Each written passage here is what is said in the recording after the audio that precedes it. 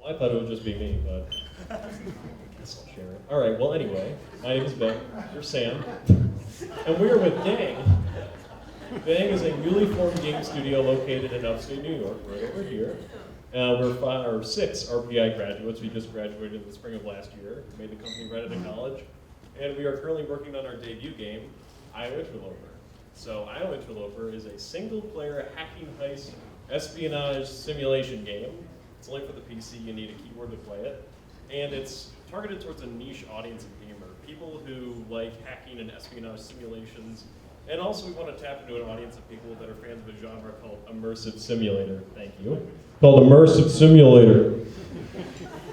If you don't know what that is, an immersive simulator is a genre of game that depends not on a series of scripted action set pieces, but on dynamic systems interacting with each other to create dynamic scenarios, which the player can then solve dynamically. So as I said, this is a hacking game. You play as a hacker living in the year 2035. You got a grudge against a Silicon Valley CEO, and in exacting your petty vengeance against him, you get embroiled in a mystery. A serious mystery, murder, twists, turns. And over the course of the game, it is up to you to solve this mystery and discover whatever misdeeds the CEO is carrying out. Now, the way you actually interact with the game is through what looks like regular windows on a desktop computer. That's just to make the game feel a lot more authentic.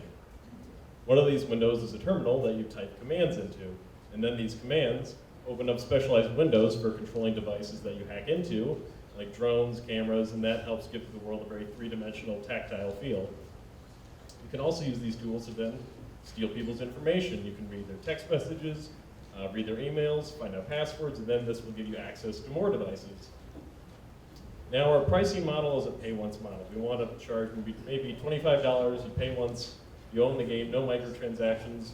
It would also probably run contrary to the philosophies of our game if we had microtransactions.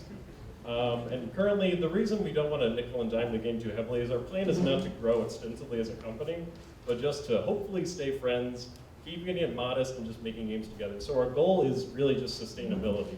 We want to generate enough revenue from this game to be able to pay ourselves a salary for our next project, not necessarily to grow. So with that in mind, we calculated roughly 22,000 in sales to be able to support that goal, which isn't too unrealistic considering games of this genre can perform between 27 and 100,000. So we're aiming pretty realistically, I think. So if we're going to market, we do want to seek the aid of a publisher at some point, but not for financial backing, just for marketing. So with that in mind, we kind of want to wait until the game is a little more fleshed out before seeking the aid of a publisher, because our line of thinking is that if the game is more established, we'll have more credibility in a pitch meeting, and then we'll be able to attract the attention of more established publishers with established audiences who will then be able to expose us to a larger audience. And we plan on releasing the game digitally on Steam, on itch in Q3 2020. So as of right now, we're still in our first stage of development where we're building the foundations for the mechanics of our game, building a platform for what the first level might look like, and then over the course of the rest of the year, develop the rest of the content. And then at the end of the year is when we plan on approaching an actual publisher. And then over the course of the next year, polishing the content that we've made, releasing it in Q3, and then maybe in the future, if we have the resources for it after whatever patches and bug fixes we've done, we'll maybe release some additional levels as downloadable content to give the game some life after release to boost sales if those dip at some point. So despite being in a very proto stage, the game has already received a lot of, okay, I don't want to sound over ambitious, it's received some acclaim.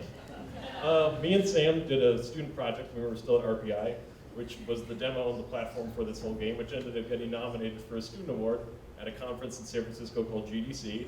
We were also finalists in this thing called the E3 Student Game Competition in Los Angeles. If you don't know, E3 is the largest industry trade show we have. We lost, but we made it.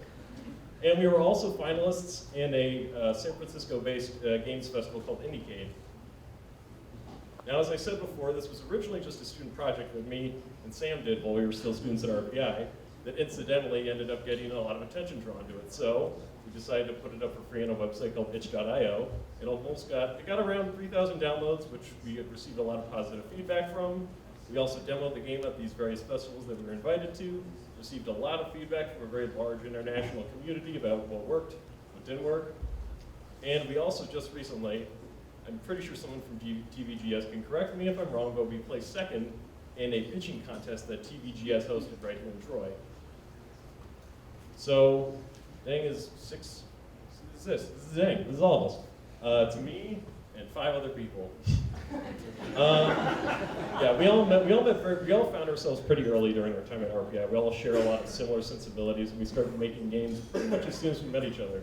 I actually met Sam through a Game Jam game, and we knew that we wanted to do this together professionally. And we all bring like some weird, stupid thing to the team. Fuller likes magic, I like music. Janice draws really cool comics, and then the other ones. So right now, all we're asking for is help with exposure. You know, you can sign up for our mailing list at our website, dang.computer. That's really what it's called. We bought that domain name. Or you can follow us on Twitter at VideoDang. Or you could also play that really cool demo that I mentioned by going to this link. I'll give you time to write it down if you want to. Or if you don't want to, you can search IO Interloper at the website itch.io. Itch.io. Search IO Interloper. And if you do end up playing the game, we would love to hear your feedback if you want to comment on it. You can comment on it on the same page you downloaded on. And that's it.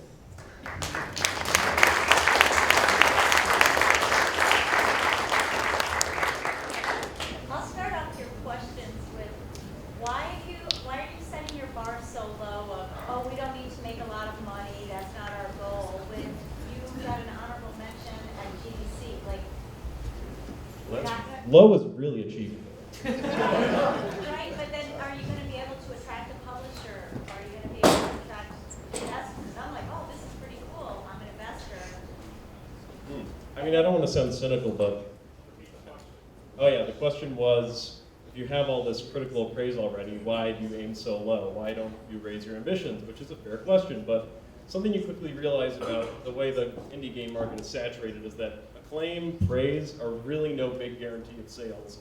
We've been in a lot of pitch meetings where that didn't make a huge difference. I mean, people want firm markers that are, like, they say that this will turn into a sale. The unfortunate thing is that a Student Game Award doesn't always translate into a sale. So rather than be disappointed, we aim low, and if we hit low, we'll be really happy with it.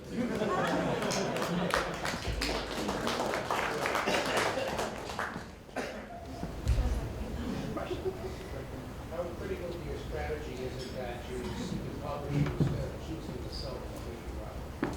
I think it's overly critical. Oh yeah, I keep forgetting. The question was, what was the question?